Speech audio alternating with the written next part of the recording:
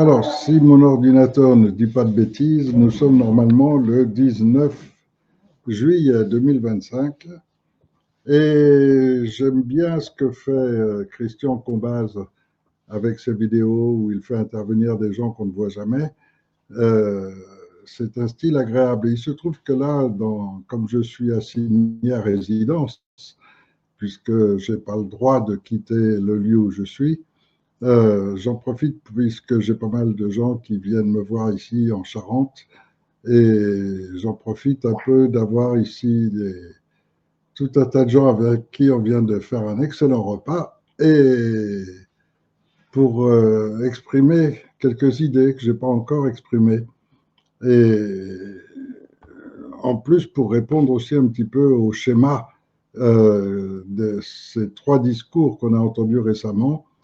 Le général Bucart, chef de l'état-major, ensuite Macron et ensuite Bayrou. Et donc, je vais en parler un petit peu de tout ça et en même temps, je voudrais exprimer mon idée générale. Et mon idée générale, c'est une idée très ancienne, depuis que je suis petit, littéralement, où j'admets pas et je comprends pas l'utilité pour l'humanité d'avoir en permanence des guerres permanentes.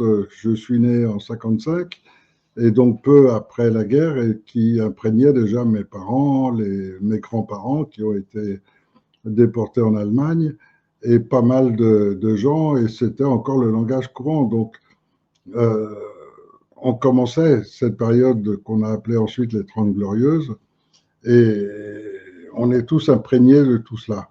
Et je voulais un petit peu donc exprimer mon point de vue, c'est-à-dire que j'étais, moi déjà à cette époque, un peu choqué par cette notion permanente de guerre, notion que je comprenais mal et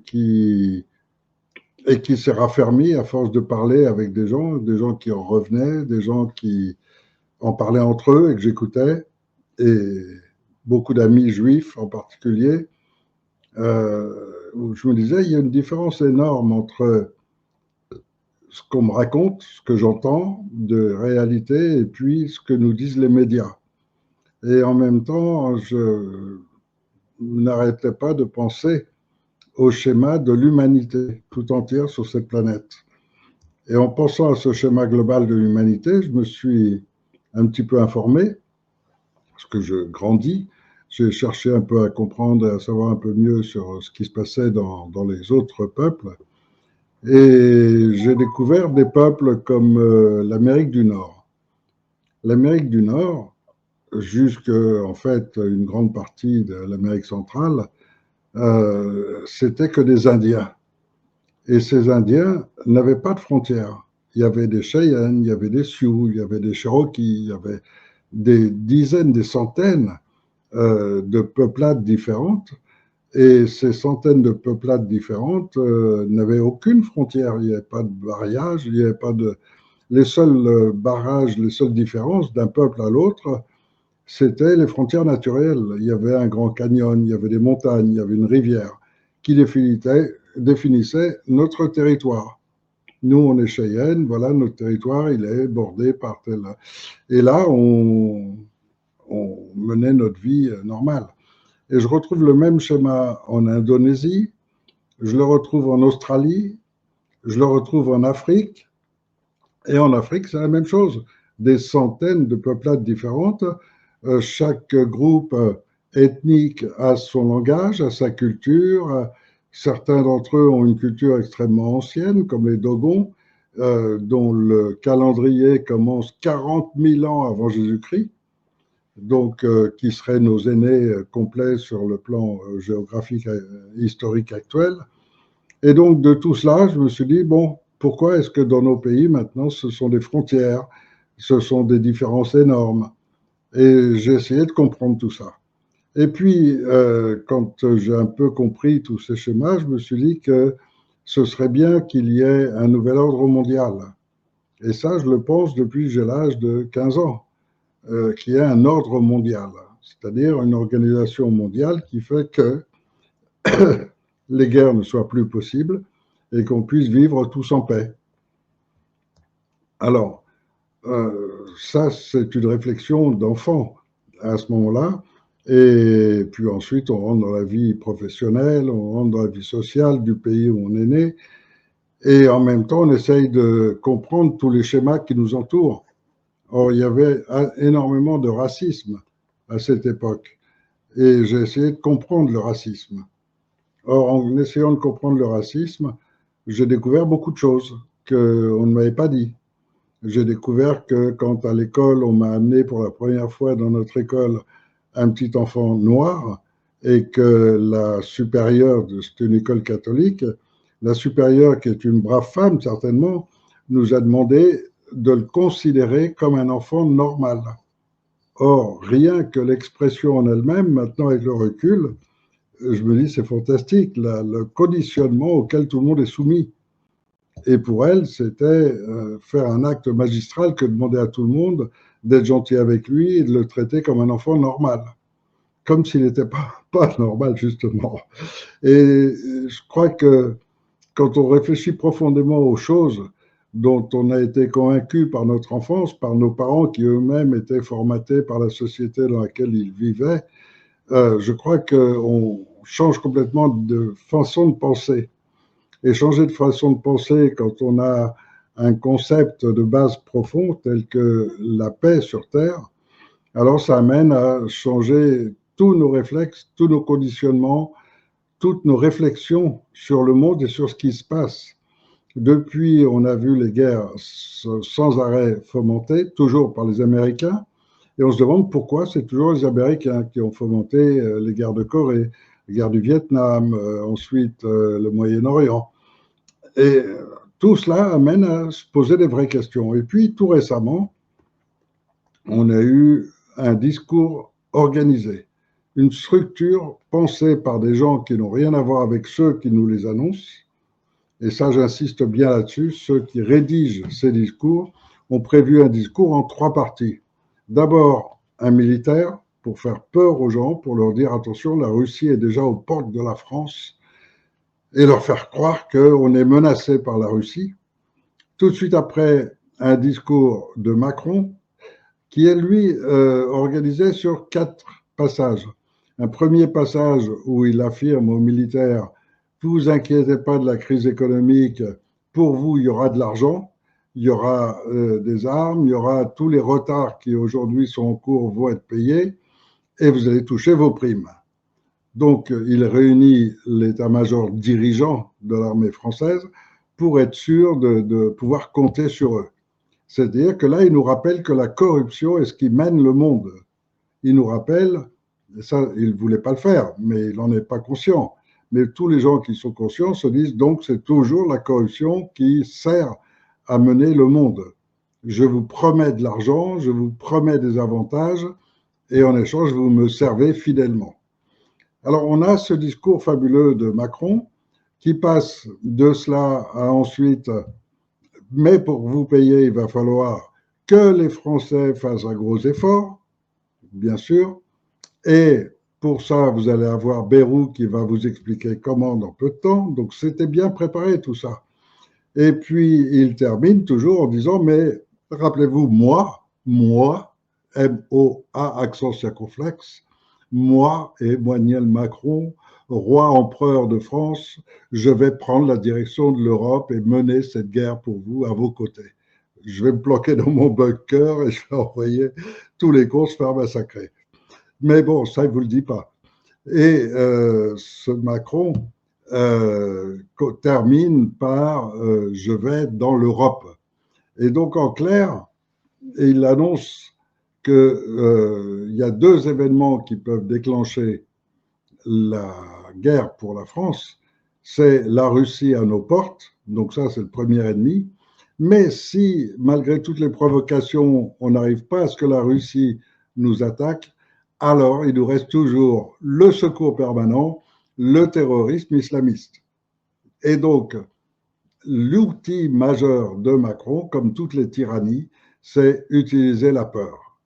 Et grâce à la peur, obtenir des gens qu'ils se plient à tout ce qu'il va demander. Autre chose, entre-temps, que j'ai appris aussi et qui est particulièrement intéressant, j'avais été choqué que Sarkozy passe toute la partie de l'armée qui est la gendarmerie sous le contrôle du ministère de l'Intérieur. Et j'apprends tout récemment que désormais, tous ceux qui s'opposent au gouvernement, tous ceux qui risquent de gêner les avancées du gouvernement français dans sa tentative d'établir un État totalitaire, tout cela doit être signalé par la gendarmerie à la police. Et on a vu le défilé du 14 juillet, un défilé de la honte, littéralement, où on voit d'abord des attitudes et des tenues ridicules de gens, on se demande ce qu'ils viennent foutre là. On s'aperçoit déjà qu'on se demande si le prochain 14 juillet 2026, Macron ne va pas leur mettre des tutus pour défiler sur les Champs-Élysées. Et des tutus, bien sûr, aux couleurs du wokisme. Et tout ça nous amène à penser qu'on n'a plus d'armée. Ils ont vraiment coupé tous les vivres, ils ont réduit le personnel, il n'y a plus de véritable armée. Et cette véritable armée qui aurait dû procéder immédiatement à l'arrestation de Sarkozy quand il a violé la loi fondamentale française, cette armée qui déjà a baissé son froc à cette époque n'est plus là, elle n'existe plus. Alors on fait défiler des pauvres mecs ridicules qui passent là devant tout le monde. C'est « je suis traître et j'en suis fier ». La traîtrise est devenue maintenant l'élément de valeur. Un vrai militaire, c'est quelqu'un qui est là, qui s'est engagé pour défendre la nation. Je vous rappelle la définition du mot nation. Une nation, c'est un peuple qui vit sur un territoire donné. Eh bien, ce peuple sur un territoire donné, et j'en connais beaucoup, et parmi les gens qui sont avec moi ce soir, il y en a certains qui espéraient sincèrement que l'armée allait déclencher quelque chose, que l'armée allait procéder à l'arrestation des malfaiteurs qui trahissent notre pays, notre nation, et ils en sont fortement déçus, très tristes, et très tristes surtout parmi eux, il y a des anciens militaires, des gens qui ont été dans les paras et qui se disent aujourd'hui, je ne sais pas ce qu'est devenu l'armée, mais ça ne ressemble plus en rien à ce qu'est un vrai militaire. Et donc, voilà, on en est à peu près à cette situation, à ce point. Et moi qui rêve d'un nouvel ordre mondial, mais d'un nouvel ordre mondial totalement différent du concept qu'ils ont mis, car comme la République, ils utilisent les mots et ces mots, ils les dévient. Et donc, ils ont dévié complètement le mot république. C'est pour ça que la res publica, ça veut dire simplement la chose en commun, tout ce qui est à nous en commun. En France, toute notre énergie, elle est à nous tous. Nos eaux, elles sont à nous tous. Tout est à nous tous. Or, les politiciens sont en train de vous dire, désormais, l'eau va vous être comptée et facturée. Même l'eau de pluie, vous ne pouvez pas la récupérer plus qu'au-delà d'un certain niveau. L'énergie, ben, on a tout vendu, c'est plus du tout nationalisé. Donc maintenant, on vous harcèle au téléphone à longueur de journée pour essayer de vous soutirer un peu d'argent en prétendant vous offrir des économies. Tout ce système est en place complètement. Ceux qui investiguent un peu trop sur les principales magouilles des traîtres qui dirigent notre pays, tels que ceux qui ont vendu Alstom, qui ont vendu nos turbines, et qui les rachètent ensuite à bas prix. Donc on les vend à un certain prix, on les rachète encore plus cher qu'on les a vendus. Entre-temps, il y a des commissions de tous les côtés, et quand il y a des gens qui fouillent un peu, pas de chance, ils se suicident quand ils commencent à avoir des dossiers bien conséquents. Et on voit des politiciens qui seraient à peu près intègres, ou en tous les cas qui voulaient dénoncer. On voit des gens des services secrets, on voit, et tout le monde, et ça se suicide à tout va, de tous les côtés. Alors tout ça, ça amène à se poser de vraies questions, et surtout deux qui sont importantes à mon avis. La première, et je vous la pose directement parce qu'en ce moment, il y a des gens qui sont en train d'écouter ce que je suis en train de dire, et je leur demande à tous, votre connaissance de l'histoire de l'humanité, quels sont les plus grands événements de l'histoire de l'humanité, d'après vous? Les plus grands événements de l'histoire de l'humanité.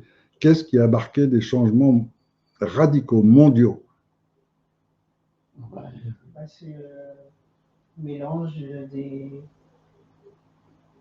des communautés. Eh bien, il y a des gens qui vont dire, des gens comme Gengis Khan qui a occupé plus de la moitié de la Terre, le plus grand conquérant de l'histoire. Il y a des gens qui vont me parler de sagesse en parlant de Platon, de Socrate, des premiers. Mais tout ça, c'est entré dans le système. Qu'est-ce qui a provoqué une vraie rupture? C'est la technologie. Une rupture générale. C'est même pas la technologie. Ce qui a provoqué la plus grande rupture dans l'histoire de l'humanité, c'est quelques Français qui se sont mis à penser, et à penser d'une manière tellement extraordinaire qu'ils ont abouti à créer une déclaration des droits de l'homme qui est venue changer l'histoire de l'humanité. L'histoire de l'humanité, ça a toujours été « je suis le plus fort, donc je conquiers. Je suis le plus fort, donc je m'impose ». C'était la loi barbare permanente. Je suis blanc, j'ai des armes, donc les Noirs sont inférieurs parce qu'ils n'ont pas d'armes. Et on a conquis l'Amérique du Nord, et on a conquis l'Afrique, et on a conquis partout, et on a pillé les richesses. Et tout est basé sur le même réflexe, celui du soldat. Ce soldat à qui on dit, entre dans l'armée, tu vas les conquérir et tu pourras violer et piller. Et donc libérer totalement ton instinct barbare. Et donc la société humaine était barbare jusqu'à ce qu'un jour, quelques hommes avec des emprunts intellectuels, des emprunts sociaux, avec en particulier des Allemands, des gens comme Goethe, des gens comme certains Anglais également, qui étaient des philosophes et qui ont abouti, à force de réflexion, etc., à ce qu'un beau jour, en août 1789, ils proclament une déclaration des droits de l'homme et du citoyen qui rend tous les hommes de la planète au même niveau. Tout le monde est libre et égal. Et ensuite, un certain nombre de principes édités par seulement 17 textes qui résument tous les droits d'un humain, quel qu'il soit sur la planète, quelle que soit sa couleur, sa religion, son ethnie, on s'en fout. N'importe quel humain sur la planète a des droits, a le droit de connaître la société qui est en train de l'entourer, c'est-à-dire la nation dans laquelle il est né. Aucun d'entre nous n'a choisi où naître. Vous n'avez pas choisi de naître noir, blanc ou jaune. Vous n'avez pas choisi de naître allemand, lapon ou chinois. Vous n'avez rien choisi. Donc on est tel qu'on est. Mais par contre, vous êtes tous avec les mêmes droits. Et ces droits, ils se reflètent uniquement sur votre qualité personnelle. C'est ce qui est fabuleux dans cette déclaration. Vos droits dépendent de votre faculté, de votre travail, de votre production pour l'ensemble de la société. Et c'est pour ça qu'on a établi la souveraineté du peuple. Et depuis qu'on a créé ça, c'est la guerre. Parce que ceux qui voulaient la loi barbare, la loi du plus fort en permanence, combattent ces droits de l'homme en permanence. Ils les ont combattus d'abord avec la Première République, la toute première, celle qui a décidé du massacre des Vendéens, des Bretons, des Normands, celle qui a provoqué des massacres dans toute la France pour dire « vous ne voulez pas de la République, alors vous ne méritez pas de vivre ». Et on tue les femmes, les enfants et tous les faibles. Ça, c'est le principe barbare absolu contre un principe noble, celui de l'humain, celui de l'humanité. Et ce principe est tellement fort qu'il est passé dans le monde entier, et même obligé d'adopter par l'ONU, par l'OTAN, par tous les organismes du monde, reconnaissent cette déclaration des droits humains. Et donc, c'est quelque chose de fabuleux, c'est quelque chose d'énorme qui a modifié tout le système humain. Et c'est la guerre depuis ce moment-là parce qu'ils veulent absolument faire disparaître ces droits de l'homme. Et pour faire disparaître ces droits de l'homme, toute la Troisième République a été consacrée à ça. Alors on l'a remplacé à un moment par un fou furieux comme Napoléon, qui a voulu faire des guerres partout, en pensant devenir le grand empereur européen. Et aujourd'hui, on en est exactement au même niveau. Rappelez-vous la phrase de Macron dans son discours. Pour être en paix, pour être en liberté, il faut être craint. Est-ce que vous voulez une meilleure définition de ce qu'est la loi barbare? Et lui-même le dit dans son discours. Dans ce discours, il rappelle qu'il n'y a pas de droit international et donc s'il n'y a pas de règles, c'est le droit barbare, c'est-à-dire la loi du plus fort. Et la loi du plus fort, elle est là, elle est posée ici. L'homme est plus fort que la femme. Donc il peut faire ce qu'il veut. La femme n'a rien à dire, elle peut juste s'écraser. Et on a créé une société comme ça jusqu'à la Déclaration des droits de l'homme. Et regardez les religions. Dans les religions, la femme est complètement en dessous. Elle est totalement inférieure. C'est-à-dire qu'en fait, l'homme a établi la religion pour que la femme soit en dessous et soit seulement dépendante et servile.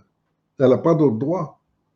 Et quand on dit, il n'y a pas très longtemps de ça, maintenant on va accorder aux femmes le droit de vote. Mais qui accorde aux femmes le droit de vote? Des hommes. Ça veut dire encore une fois que c'est l'homme qui fait une faveur à la femme, de lui donner un droit. Mais elle a déjà ce droit depuis toujours. Et la femme est bien meilleure gestionnaire que l'homme dans les affaires en général. La femme sait tenir une maison beaucoup mieux qu'un homme. La femme sait éduquer une famille beaucoup mieux qu'un homme. L'homme, c'est la force brute. Et l'homme, avec sa force brute, pendant des millénaires, ça a été pour faire la guerre et pour dominer la femme, et dominer les enfants, et dominer les vieillards, tout ce qu'il peut. Et ensuite, quand deux hommes c'est le plus fort qui gagne. Et c'est encore une fois cette seule notion qui a dirigé toute la société humaine depuis des milliers d'années, jusqu'au jour où quelqu'un a lancé cette déclaration des droits de l'homme. Des penseurs exceptionnels qui ont rédigé un texte exceptionnel dans lequel tout d'un coup tout ça disparaît. Toute cette loi barbare, cette loi du plus fort, est soumise à un état de droit, de pensée, de logique, de justesse et de juste droit. Et donc c'est un changement majeur dans l'histoire du monde qui est combattu en permanence. Et lorsqu'on a vu par exemple la France se relever avec ses 30 glorieuses, qu'est-ce qu'on a vu? On a vu que la France dominait pratiquement le monde entier en matière d'invention, en matière de sciences, dans la plupart des matières. Mais simultanément, les dirigeants du monde qui veulent garder la loi barbare ont créé une société des nations qu'on appelle l'ONU, dans laquelle les 5 conseils de sécurité sont les 5 qui possèdent la bombe atomique, comme par hasard. Donc vous êtes plus fort. Donc c'est vous qui devez dominer, encore une fois. Mais la petite peuplade du fond de l'Indonésie, pourquoi est-ce qu'elle a des droits inférieurs aux 5 membres du Conseil de sécurité de l'ONU? Parce qu'elle n'a pas la bombe atomique. Pourquoi aujourd'hui l'Iran n'aurait pas le droit d'avoir la bombe atomique? Quand on réfléchit un peu, c'est une aberration de la part de certains qui estiment leur race supérieure. Donc nous, on est sages et intelligents, on peut avoir des bombes atomiques, et même en multipliant la quantité, mais l'Iran ne doit pas l'avoir. Pourquoi? Parce que l'Iran, c'est inférieur. C'est inférieur psychologiquement, intellectuellement, moralement, etc. Mais qui sont-ils pour oser se prétendre supérieurs et établir que les autres, en tant qu'inférieurs, n'ont pas le droit d'avoir des armes de destruction massive comme eux, ils les ont? Quand on y réfléchit, c'est une aberration. Pourquoi l'Iran n'aurait pas le droit d'avoir ses bombes atomiques? Pourquoi l'Algérie n'aurait pas le droit d'avoir une bombe atomique? Pourquoi il y a des pays qui n'auraient pas le droit comme les autres? Donc, sur ce schéma, moi j'ai pensé qu'il faudrait dans le monde, pour gérer le monde, pas des gens dans l'esprit de va-t-en-guerre, donc des jeunes de 30, 40 ans qui sont là pour dire je veux dominer, je veux être au-dessus. Il faut des gens ayant terminé leur vie professionnelle, leur vie familiale, leur vie sociale, qui n'aient plus aucun intérêt à l'avenir. Et seulement des gens comme ça peuvent être les sages qui gèrent un pays. Et donc, c'est le schéma qu'on va mettre en place en France, mais c'est aussi le schéma pour établir une autorité au-dessus de l'ONU, qui interdira totalement toute forme de guerre. Or, pour interdire toute forme de guerre, il faut donc des sages, des philosophes, des gens comme ceux qui ont rédigé ce texte en 1789, qui avait commencé bien avant, mais en tous les cas, des gens qui pensent de manière humaniste, c'est-à-dire pour le bien de toute l'humanité, sans s'occuper d'une nation, d'une race, d'une ethnie ou d'une religion. Simplement le bien de toute l'humanité. Vous avez des gens comme ça qui se sont marqués à travers les siècles. On peut parler de Gandhi, on peut parler d'Einstein, on peut parler de gens très différents les uns des autres. Certains liés ou qu'on allie à une religion, d'autres qu'on allie à d'autres concepts, mais peu importe. Ce sont des gens qui ont cette qualité humaniste et qui donc peuvent participer avec d'autres de la même qualité humaniste à deux religions totalement différentes, de nations totalement différentes. Et donc, si demain vous avez un conseil de ce genre, conseil de sages mondial, qui contrôle l'ONU, qui est au-dessus de tout, gérer le monde entier, la planète entière, en retirant tout ce qui est aujourd'hui la menace. La première des menaces étant la guerre et les bombes atomiques, en gérant les problèmes de climat, en gérant l'écologie, en gérant tous les problèmes de pollution des eaux et des océans, etc. Il y a énormément de choses à faire. Qui peut le faire mieux que des philosophes ayant une vraie volonté humaniste? Ce sont eux qui sont le plus capables et le plus à même de réaliser cela. Alors après, comment choisir et comment déterminer ces philosophes? On sait que le pire des systèmes, c'est les élections. Parce que les élections, ça force celui qui se présente à ces élections à mentir, à tricher, à faire des fausses promesses et à donner une fausse image de lui-même. Donc, au lieu d'élections où des gens vont se présenter, ce qu'il faut, c'est demander aux gens eux-mêmes d'examiner la vie de ceux qu'ils vont proposer.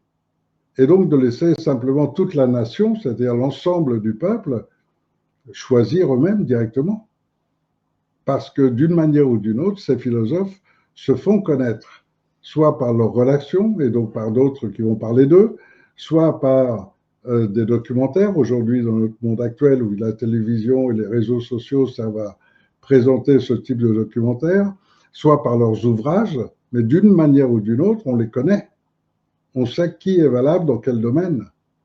Et donc, trouver ces philosophes, ceux qui sont de véritables humanistes, et qui en plus ont la tête sur les épaules et comprennent le monde et comprennent la géopolitique, ce sont ces gens qu'on va choisir.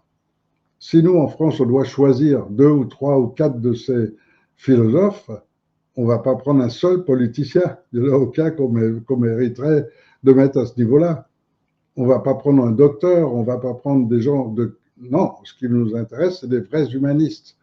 Et là, vous avez des gens qui vont dire, j'ai lu tel livre avec tel personnage. J'ai d'autres qui vont dire, j'ai écouté ce documentaire, ce type est vraiment au-dessus de la moyenne. Et on va se retrouver avec une équipe de 3, 4 sages humanistes qui seront forcément des gens d'un certain âge et qui seront la participation de la France à ce Conseil des sages mondiaux dans lequel il y aura toutes les nations, mais aussi tous les peuples. Des peuples comme les Druzes, des peuples comme des petites peuplades d'Indonésie, d'Amazonie, etc. Est-ce qu'ils n'ont pas, eux aussi, leur langue, leur culture, leur raison de vivre, leur territoire, même s'il n'est pas défini par des frontières, même si on les a assimilés, les uns au Brésil, les autres à l'Indonésie, mais eux, ils ne voient pas de frontières, c'est leur territoire, c'est là où ils vivent depuis toujours, c'est là où ils ont développé leur culture, etc. Et donc, je crois que ces gens-là ont autant de droits que les Français, les Allemands ou les Chinois de participer à ce Conseil de sages. Et vous allez vous retrouver avec une immense assemblée de 2 ou 3 membres de chacune des nations, de gens qui sont avec des concepts totalement différents les uns des autres. Les Kogis qui ont des concepts en Colombie, les Kogis c'est une ethnie colombienne, les Kogi ont des concepts qui sont très particuliers, qui sont uniquement les leurs. Les Kurdes n'ont pas de territoire, mais ça n'empêche pas qu'ils sont Kurdes, ils ont leur culture, leur langue, etc. Et on peut passer en revue une multitude de gens. Si tous ces gens s'allient ensemble, en oubliant qu'ils sont Kurdes, qu'ils sont juifs, qu'ils sont allemands ou qu'ils sont autre chose, chacun n'est là que pour le bien de l'humanité. Et donc, sur cette base-là, on peut avoir un nouvel ordre mondial qui va vite trouver comment interdire toute forme de guerre, comment gérer tout le développement de la population humaine, comment gérer toute la technologie humaine, et qui aura les pouvoirs de le faire. On parle souvent de l'énergie libre, mais ça fait 50 ans qu'on existe, qu'on connaît les traitements du cancer, qu'on connaît des moyens d'avoir une énergie beaucoup plus gratuite ou proche du gratuit, et on ne fait rien tout simplement parce qu'il y en a qui ne veulent pas que ça se sache. Il y en a qui veulent contrôler tout ça. Mais si demain, ce conseil de sages a la main sur toutes les inventions qui sortent dans le monde, et il y a des organismes prévus pour cela, etc., donc c'est très facile d'en faire un système de gestion contrôlé par ces gens-là, et bien n'importe qui dans le monde qui trouve une idée géniale, elle profitera immédiatement à l'ensemble de la planète, à toute l'espèce humaine. Beaucoup parlent en ce moment des extraterrestres. C'est très probable. Il y a bien peu de chances d'imaginer que notre petite Terre, dans un petit coin de l'univers, serait la seule à avoir de la vie. Bien sûr, c'est idiot. Mais je ne sais pas qu'est-ce qu'il peut y avoir demain. Personne ne sait ce qui va se passer demain. Demain, peut-être, on aura des visites de gens d'autres univers, d'autres dimensions. On n'en sait rien. Et il est bien que l'espèce humaine ait au moins un comportement digne par rapport à toute autre espèce. Un comportement qui fait que ce conseil de sages sache représenter vraiment cette humanité qui est sur Terre et qui aujourd'hui est totalement dégradée par tous ces gens mis en place, car tous ces gens, quand vous écoutez les discours d'un Macron ou les discours d'un Bayrou qui commence à vous dire on va vous piller les poches jusqu'au dernier sou, parce que c'est très clairement ce qu'il a dit. Hein. Ceux qui comprennent un petit peu, c'est très clairement ce qu'il a dit. On va vous piller jusqu'au maximum, on va couler toutes les entreprises françaises qu'on peut, et Macron va être félicité par ses patrons. Petit, on t'avait demandé de liquider la France, bah, tu l'as très bien fait, bravo. Maintenant, on va te donner l'Europe. Et on va lui donner un joli poste dans l'Europe. Et lui, il va être tout content, il va avoir ce qu'il voulait. Mais ce n'est pas le monde, ce n'est pas le futur. Il n'y a aucun futur pour l'humain là-dedans. Il y a uniquement un futur pour une petite bande de voyous qui se sont retrouvés sans eux-mêmes faire le moindre effort ni développer la moindre qualité, se sont retrouvés avec une fortune gigantesque et un objectif qui est de devenir les maîtres du monde. Et eux appellent ça aussi nouvel ordre mondial. Mais c'est encore une fois des mots dévoyés, encore une fois des mots qui ne devraient pas être dans leur bouche. Un ordre mondial, c'est un ordre satisfaisant pour toute l'humanité. C'est un ordre humain dont on a besoin. Et je crois que toute l'humanité en a besoin et c'est maintenant. Et moi qui ai peu de qualité dans aucun domaine particulier de tous ces points majeurs, que ce soit à l'intérieur, que ce soit la géopolitique, que ce soit... le hasard a fait que c'est sur moi qu'est tombé de découvrir comment réaliser une démocratie réelle, une vraie démocratie. Peut-être parce que je suis né au moment où justement il y a les outils technologiques qui permettent de le mettre en place. Peut-être parce que j'ai développé ce concept malgré moi, et peut-être que c'est ma seule et unique qualité, c'est d'être capable de mettre ça en place. Et dans ce schéma, j'ai trouvé les biais dans notre société actuelle en déclarant en 2015 un Conseil national de transition, en exposant mes idées, qui fait que vous êtes là avec moi ce soir. Et ce Conseil national de transition repose sur ce principe d'une humanité qui va finir par s'unir.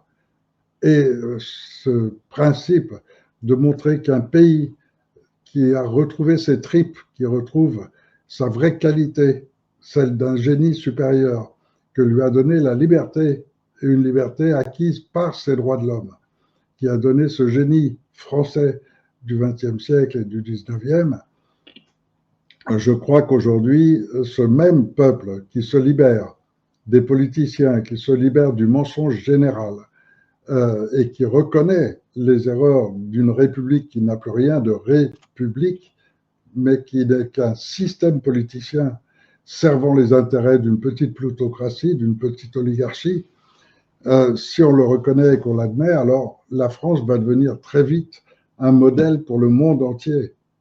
Et chaque pays qui adoptera ces principes et qui en vivra bien, qui verra son niveau de vie se relever pour chacun, où tous les gens, tout d'un coup, retrouvent leur qualité de vie, leurs espoirs, le futur pour leurs enfants, je crois qu'à ce moment-là, ils vont être un exemple pour le monde entier. Et que tous les autres pays vont vouloir vite nous suivre, ne serait-ce que les pays européens pour commencer, de suivre la France qui a montré un nouveau schéma. Un schéma dans lequel toute la population se retrouve avec une qualité de vie très supérieure. Donc voilà, je voulais vous en parler dans le sens où je n'ai jamais été intéressé par la politique. Pour moi, ça veut dire 3 mois de travail intense avec des risques énormes pour moi-même, mais que je veux bien prendre pour mettre en place cette structure. Et dans cette structure, c'est les Français eux-mêmes qui vont choisir leur mode de fonctionnement. Et donc, moi, je n'ai pas à y rester, je n'ai rien à y faire. Il me faut 3 mois pour techniquement mettre en place la structure et c'est tout. Et après, ça fonctionne tout seul. Et c'est ce qui fait qu'aujourd'hui, ils me mettent en assignation, ils me poursuivent en justice, ils veulent absolument m'empêcher de pouvoir continuer de m'exprimer, de me présenter. Mais il n'empêche que ces 3 mois, c'est rien, 3 mois. Rien. Mais au bout de ces 3 mois, c'est une transformation aussi grande que celle qu'on a vécue en 1789 avec cette déclaration des droits de l'homme. C'est vraiment l'établissement d'une loi juste, de règles justes, établies vraiment par la souveraineté de l'humain. Et je crois que c'est le grand chambardement dont le monde aujourd'hui a besoin. Donc voilà, je vous expose un peu mes idées personnelles. Je ne vous cache pas que ces 3 mois, c'est aussi créer une France modèle qui va m'ouvrir d'autres portes pour que ce système puisse perdurer et aboutir à ce Conseil des sages qui supervisera l'ONU. Aujourd'hui, l'ONU est un outil de guerre, pas un outil de paix. L'OTAN est un outil de guerre, pas un outil de paix. Et tout ce qu'ils ont créé jusqu'à présent, ce sont des outils de guerre. Et je crois qu'aujourd'hui, nous, on peut créer un outil de paix. Et un outil de paix dans lequel la femme ou l'homme, ça n'a aucune différence. Ce qui compte, c'est la qualité. Et la qualité en matière de gestion, on trouvera bien plus souvent des femmes que des hommes. Mais seule la qualité compte. Peu importe le sexe, peu importe la religion, peu importe. On s'en fout de tout ça. Les gens choisissent eux-mêmes. Et sur l'ensemble de 65 millions de personnes qui déterminent qui sera ceux qui dirigent le système de santé, ceux qui dirigent le système d'éducation, on aura forcément les meilleurs. Si vous avez des questions, je vous libère un peu tout mon esprit, toute ma pensée, et n'hésitez pas si vous avez des questions. Ça serait bien qu'on arrive à ce concept que vous voulez mettre en place. C'est bien évident. Mais bon, il faut qu'on soit nombreux à adhérer à ce. Oui. Il faudrait que les gens essaient de comprendre et se lancent à se renseigner, quoi, parce que pour le moment, ça ne bouge pas beaucoup. Quoi. Enfin, ça bouge, mais pas assez vite. Oui, et puis aujourd'hui, les militaires sont complètement paralysés et contrôlés par la police. Oui. Macron recrute au maximum de la police et dépense le plus d'équipement pour la police, mais pas pour l'armée. Et donc l'armée est traitée par en dessous et va n'être plus que de la chair à canon pour l'Ukraine ou pour d'autres pays. Mais en France, elle n'a plus son rôle, de toute façon, puisqu'elle a abandonné la nation française. Et c'est déjà des sociétés civiles étrangères. En réalité, on dit armée française, mais en réalité, c'est une armée de mercenaires. C'est une armée de mercenaires américains. C'est le pire de tout. Oui. Mais à chaque fois, c'est pareil. De Villiers, quand il a pu et était d'accord qu'il a voulu l'ouvrir, dégage de Villiers. Mais après, on ne sait pas. Quand un général comme ça démissionne, ça fait bien parce qu'il démissionne. Mais c'est pas tout de dire que ça fait bien. Il va perdre sa place, peut-être. Mais combien on lui a peut-être donné en douce, justement, pour qu'il parte comme ça? Et Combien a donné? Et il a été récupéré tout de suite par les Américains. Oui, mais les Américains, ils sont déjà en France. Oui. La France est déjà Mais sous il leur faut des représentants français oui. pour donner l'illusion aux Français que c'est les Français. Ouais. Et donc De Villiers est parfait pour ça. Ouais. Et en plus, il a son frère, en plus. C'est toujours les grandes familles. Les grandes familles aristocrates qui contrôlent la France. Certains sont dans l'opposition et utilisent tous les termes de l'opposition.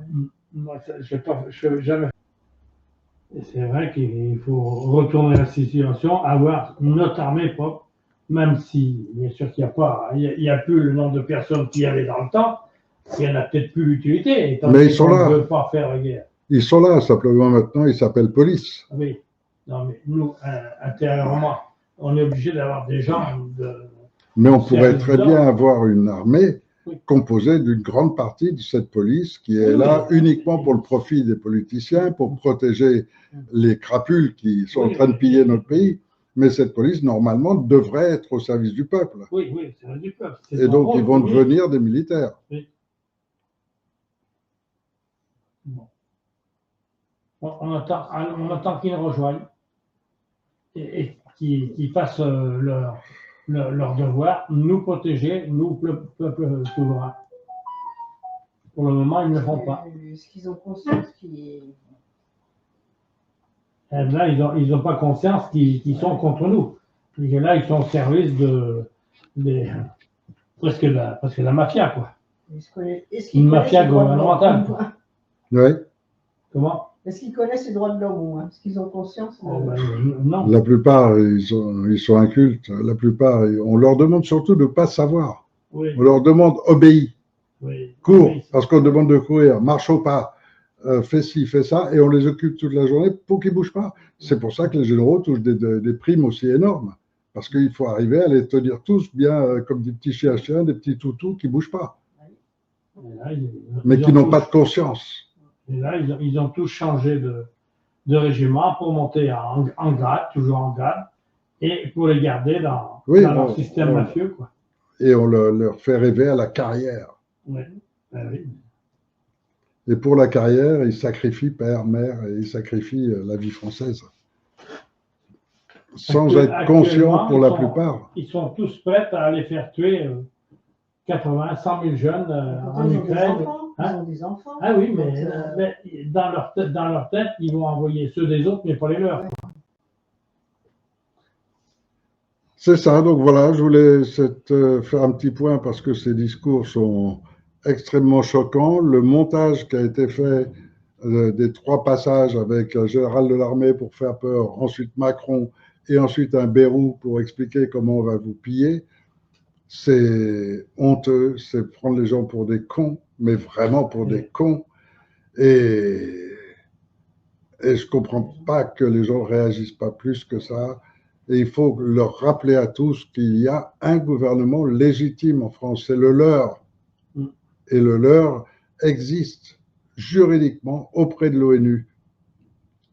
Même si ce sont les organismes qu'on doit contrôler à la fin, aujourd'hui, ce sont les organismes de droit international. Et donc, un Conseil national de transition pour représenter le peuple et la Déclaration des droits de l'homme existe. Il a été proclamé en 2015, il est enregistré depuis maintenant presque 10 ans. Donc, il faut se servir de ce gouvernement légitime et virer les traîtres. La trahison dans tous les pays du monde et à toutes les époques a toujours été considérée comme un des crimes les plus graves. Comment se fait-il qu'aujourd'hui on les fait défiler sur les Champs-Élysées? Regardez-les, admirez-les, c'est des traîtres. Ah oui. C'est une honte. Ce 14 juillet, c'était exactement ça. C'est une honte pour tous les Français.